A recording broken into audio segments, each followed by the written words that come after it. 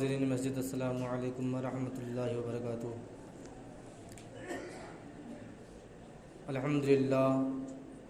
الحمدللہ رب العالمین والعاقبۃ للمتقین، والصلاة والسلام علی سید المرسلین وعلی آلہ واصحابہ اجمعین، اما بعد فاعوذ باللہ من الشیطان الرجیم، بسم اللہ الرحمن الرحیم۔ اذ نادى ربه انی مسنی الضر وانت ارحم الراحمین۔ صدق اللہ مولانا العظیم وبلغنا رسولہ النبی الامین المکین الکریم، ونحن علی ذلک لمن الشاہدین والشاکرین، والحمد للہ رب العالمین۔ محترم حضرات، آئیے کچھ عرض و معروض سے قبل اپنے آقائے نامدار مدینے کے تاجدار حضور تاجدار مدینہ محمد عربی صلی اللہ تعالی علیہ وسلم کی بارگاہ بیگس پناہ میں درود و سلام کی ڈالی نشاور کریں اور پڑھے بآواز بلند اللہم صلی علی سیدنا شفیعنا حبیبنا کریمنا مولانا محمد وبارک وسلم صلاۃ و سلام علیک یا رسول اللہ صلی اللہ تعالی علیہ وسلم۔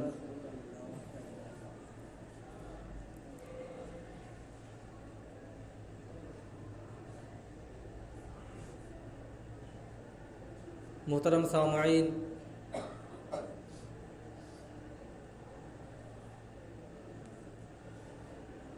اللہ رب العزت قرآن مجید میں ارشاد فرماتا ہے،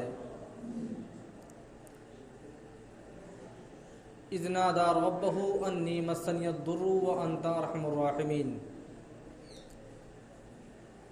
محترم سامعین، اللہ تبارک و تعالی ہمیش اپنے بندوں پر مہربان اور اس کی نوازشیں ہوتی رہتی ہیں، لیکن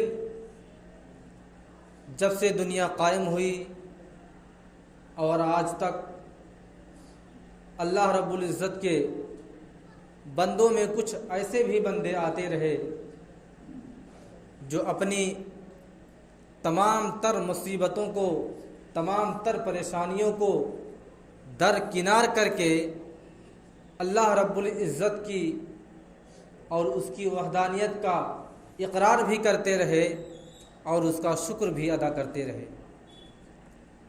ہمیشہ ہم مسلمانوں کو یہ سوچنا چاہیے کہ ہر حال میں اللہ رب العزت کا شکر ادا کریں۔ یہ دنیا ہے، یہاں انسان کو آرام بھی ملتا ہے، تکلیف بھی پہنچتی ہے، اور اللہ کے کچھ ایسے بندے ہوتے ہیں کہ اللہ کی طرف سے ان کا امتحان بھی ہوتا ہے۔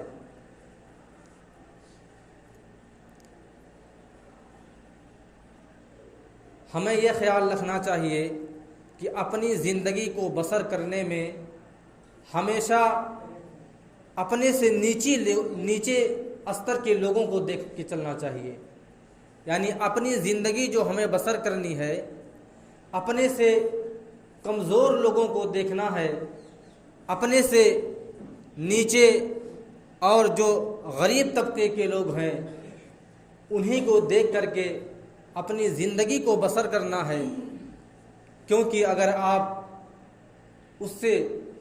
امیروں کو دیکھ کر کے چلیں گے تو یقیناً آپ کی زندگی میں ہمیشہ واویلا اور ہمیشہ پریشانیاں ہی رہیں گی۔ ایسا کیوں ہوتا ہے؟ اس وجہ سے کہ لوگ جب تک کسی چیز کی پریشانی کو نہیں جانتے تب تک اس بیماری میں مبتلا ہوتے ہیں۔ مثلا چند لوگ ایک دریا میں کشتی پر سوار کر کے دریا پار کر رہے تھے تو کیا دیکھتے ہیں کہ ایک آدمی اس کشتی پر جو بیٹھا تھا زور زور چلانا اور رونا گڑ گڑانا شروع کر دیا۔ اس میں ایک حکیم بھی بیٹھے تھے، جب انہوں نے دیکھا کہ پوری کشتی والے اس شخص کو منانے میں، جتانے میں اور چپ کرانے میں لگے ہیں، لیکن یہ عقل و شعور والا آدمی ہے، عقل بھی رکھتا ہے، دماغ بھی رکھتا ہے، اچھا خاصا تندرست بھی ہے، لیکن اس کے باوجود جب اس کی کشتی دریا میں جاتی ہے اور بیچ دریا میں پہنچتی ہے تو چلانا اور رونا، گڑ گڑانا شروع کرتا ہے۔ پوری کشتی والے مناتے ہیں، جتاتے ہیں، سفارش کرتے ہیں، چپ کرانے کی کوشش کرتے ہیں، لیکن خاموش نہیں ہوتا۔ ایک حکیم صاحب بیٹھے تھے، وہ آئے اور اس کی گریبان کو پکڑا اور کشتی سے باہر کر کے اس کو دریا میں ڈال دیا۔ دریا میں 2-3 ڈبکی لگایا اور پھر اس کے بعد کشتی میں اس کو بٹھا دیے۔ اب وہ آدمی ایک دم سے خاموش، چپ ہو گیا، نہ رو رہا ہے نہ گڑ گڑا رہا ہے۔ لوگوں نے جب دریافت کیا، اے حکیم صاحب، آپ نے اس کے ساتھ ایسا کیا برتاؤ کیا کہ وہ خاموش ہے، وہ چپ ہے؟ حکیم صاحب نے کہا، چونکہ یہ کشتی کی سلامتی کو نہیں جانتا تھا، اس کو سمجھتا نہیں تھا، اور جب میں نے اس کو دریا میں غرق کرنے کی کوشش کی اور اس کو 2-3 ڈبکی لگایا تو سمجھ گیا کہ موت اور زندگی کیا ہوتی ہے۔ وہ سمجھ گیا کہ ہمارا ڈوبنے سے بہتر ہے کہ کشتی ہی پر سوار رہو، ڈوبنے سے بہتر ہے کہ کشتی ہی پر سوار رہو۔ تو بتانے کا مقصد یہ ہے کہ جب تک کوئی بھی آدمی کسی چیز کے اندر جا کر کے اس کی اچھائی اور برائی کو نہیں جانتا، اس وقت تک اس سے لا علم ہوتا ہے، اور اس وجہ سے اس کی زندگی میں واویلا اور تمام تر پریشانیاں آتی رہتی ہیں۔ اور اگر انسان کو کبھی بھی اپنی زندگی میں اپنے سے بڑا سوچنا ہے، اپنے سے زیادہ سوچنا ہے، اپنے سے زیادہ اونچائی سوچنی ہے، تو دنیا کے معاملے میں نہیں بلکہ دین کے معاملے میں سوچنا چاہیے۔ آپ کو ہمیشہ اگر اپنے اوپر دیکھنا ہے تو دین کے معاملے میں دیکھیے، تو آپ کے لیے سب سے زیادہ نجات اور اچھا مقام ہوگا۔ کیوں؟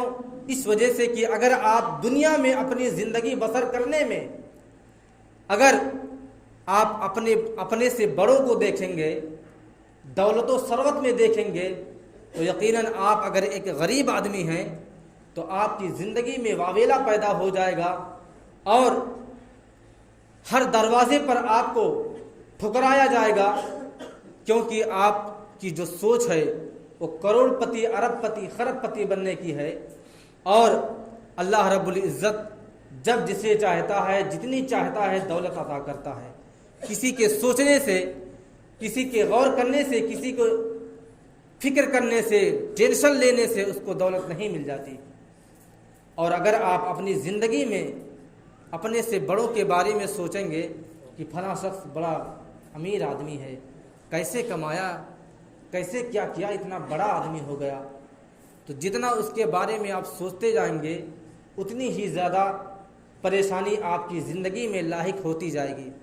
کبھی بھی اگر آپ کو اپنی زندگی میں اپنے سے بڑا سوچنا ہے تو دین کے معاملے میں سوچئے، اللہ رب العزت کی عبادت و ریاضت کے بارے میں سوچئے، اور ہمیشہ اپنی یہ سوچ رکھیے کہ فلاں آدمی تو 5 وقت کی نماز کے ساتھ تہجد بھی ادا کرتا ہے۔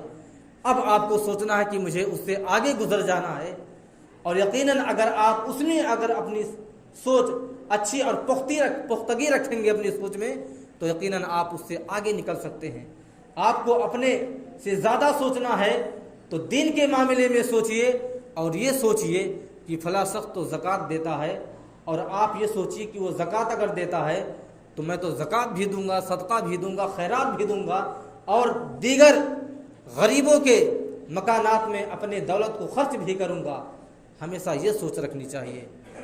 اگر آپ کسی کے بارے میں سوچنا چاہتے ہیں تو دین کے معاملے میں سوچئے کہ فلاں شخص ایک غریب کی مدد کی ہے، آپ سوچئے کہ میں اپنے پڑوسی کی بھی مدد کروں گا، اپنے شہر والوں کی بھی مدد کروں گا، اپنے گاؤں والوں کی بھی مدد کروں گا، اور کئی غریبوں کی مدد کروں گا۔ جب آپ دین کے معاملے میں اونچا سوچیں گے تو یقیناً آپ کی دنیا بھی بدل جائے گی اور آخرت بھی آپ کا بدل جائے گا۔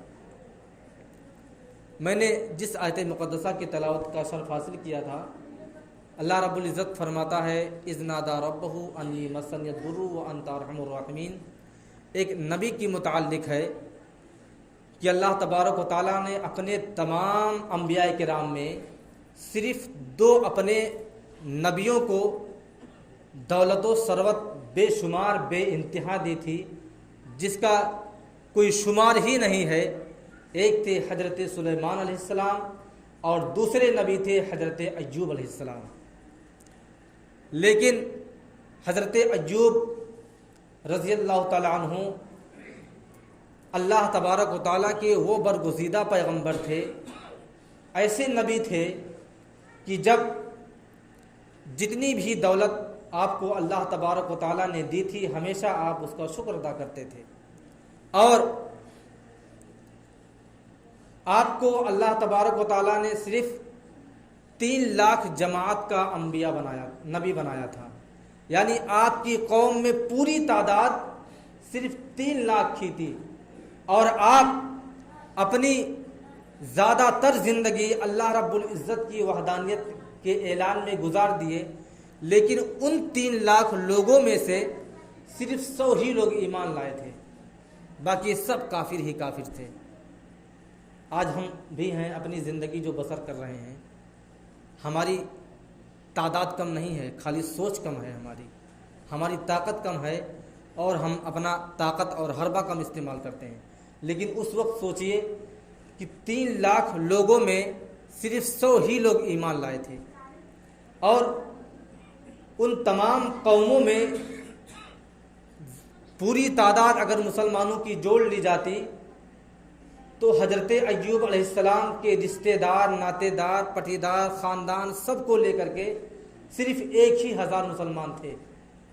3 لاکھ لوگوں میں صرف 1,000 مسلمان تھے، باقی سب کے سب کافر تھے، جبکہ اللہ تبارک و تعالیٰ نے آپ کو بہت ہی زیادہ دولت عطا فرمائی تھی، اور ہمیشہ آپ اللہ رب العزت کا شکر ادا کرتے تھے۔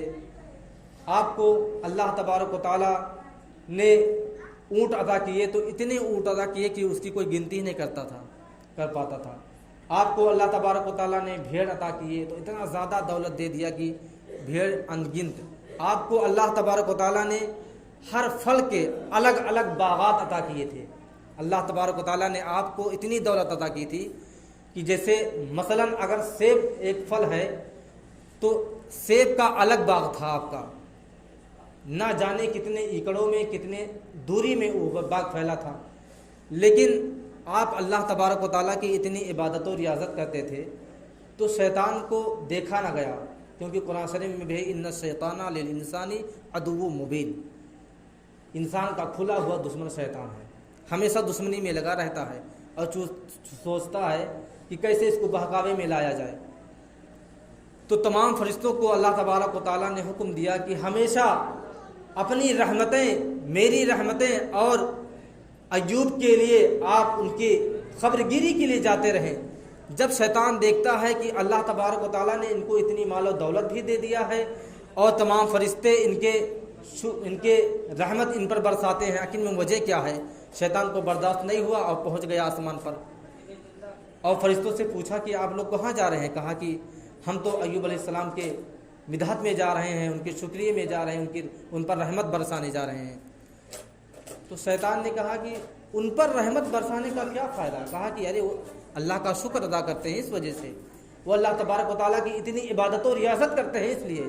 شیطان نے کہا اس میں کیا محال ہے، کیا تعجب کی بات ہے، اللہ تبارک و تعالیٰ نے ان کو اتنی دولت عطا کر دی ہے، وہ شکریہ نہیں ادا کریں گے تو کون ادا کرے گا؟ اللہ تبارک و تعالیٰ تو اس سے کوئی چیز پوشیدہ نہیں ہے، جلال میں آ گیا، رب جلال میں آیا اور کہا اے شیطان تو کیا چاہتا ہے؟ کہا میں تیرے ایوب کو بہکانا چاہتا ہوں، میں چیلنج کرتا ہوں کہ اسے میں بہکا کر کے تیرے شکریہ سے، تیرے راستے سے ہٹا دوں گا، تیری عبادت و ریاضت بند کر دے گا۔ اللہ تبارک و تعالیٰ نے شیطان کو کہا جا میں تجھے پاور دیتا ہوں، میں تو تجھے پہلے بھی پاور دے چکا ہوں اور تجھے پاور دیتا ہوں، جا اور میرے اس معزز اور مکرم نبی کو میرے راستے سے ہٹا کر دکھا دے۔ شیطان آتا ہے اور تمام شیاطین کو جمع کرتا ہے اور پوچھتا ہے کہ کس کے اندر کون سی طاقت ہے۔ ایک شیطان کہتا ہے کہ میرے اندر ایک ایسی طاقت ہے کہ اگر میں پھونک مارتا ہوں تو اس سے آگ کے انگارے نکلتے ہیں۔ ابلیس نے کہا تو پھر اچھا ہے، ایسا کر کے جو ایوب کے بکریوں کی ریوڑ ہے، اونٹ ہیں، بھیڑ ہیں اور دیگر جو جانور ہیں ان پر تو اپنی پھونک مار دے۔ یہاں تک کہ وہ شیطان جاتا ہے، اس پر پھونک مارتا ہے اور سارے جانور جو ان گنت جانور تھے، تمام جانور ہلاک ہو جاتے ہیں اور اس کے جو چرواہے تھے وہ بھی سب پورے ہلاک ہو جاتے ہیں۔ اور ابلیس کیا کام کرتا ہے بہکاوے کے لیے؟ فوراً اپنا لباس بدلتا ہے اور ایک چرواہے کی شکل اختیار کرتا ہے اور حضرت ایوب علیہ السلام کی بارگاہ میں پہنچتا ہے اور کہتا ہے حضور وہ تو بکریوں کو آگ لگ گیا، اونٹ کو تو آگ لگ گئی، سارے جل کے بھسم ہو گئے، میں آپ کا ایک چرواہا کسی طرح جان بچا کر آپ تک یہ واقعہ سنانے کے لیے پہنچا ہوں، یہ داستان اور یہ عجیب کہانی۔ اللہ تبارک و تعالیٰ نے آپ کے تمام جانوروں کو بھسم کر دیا، جلا دیا۔ آپ نے کہا تو مردود معلوم ہوتا ہے۔ ارے اللہ تبارک و تعالیٰ جو مجھے اتنا زیادہ عطا کیا تھا، اگر وہ مجھ سے چھین ہی لیا تو کیا ہوا؟ میں تو جب پیدا ہوا تھا تو میرے جسم پہ کپڑا بھی نہیں تھا، کپڑا بھی اسی کا دیا ہوا تھا۔ اگر وہ جانور جل گئے تو کیا ہوا؟ میرے جسم پر کپڑا تو موجود ہے، ابھی تو میری اولاد موجود ہے، ابھی میرے باغات موجود ہیں۔ وہ چلا گیا تو کیا ہوا؟ اس کا ہوا، اس کا تھا، اس نے لے لیا۔ ابلیس پھر رنجیدہ ہو جاتا ہے اور دھتکار دیا جاتا ہے۔ پھر شیطان کو اکٹھا کرتا ہے، تمام شیاطین کو، اور کہتا ہے کہ میرا حربہ استعمال نہیں کیا گیا، میرا حربہ کام نہیں کیا، کوئی دوسرا طریقہ بتایا جائے۔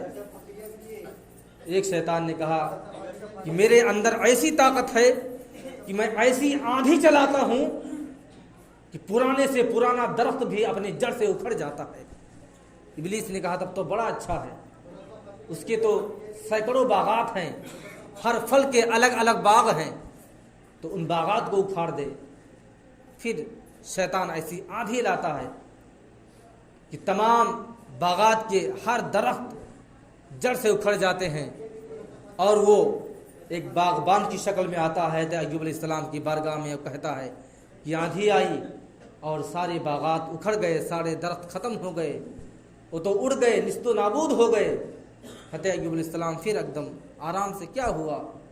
وہ میرا رب ہے، اس کا شکر ہے، کم سے کم بکریوں کی ریوڑ اور یہ باغات اتنے کم ہو گئے تو میری ذمہ داری بھی کم ہو گئی، اور اس ذمہ داری کے کم ہونے کی وجہ سے مجھے اب زیادہ سے زیادہ عبادت کرنے کا وقت ملے گا، میں تو اللہ کا اور شکر ادا کروں گا۔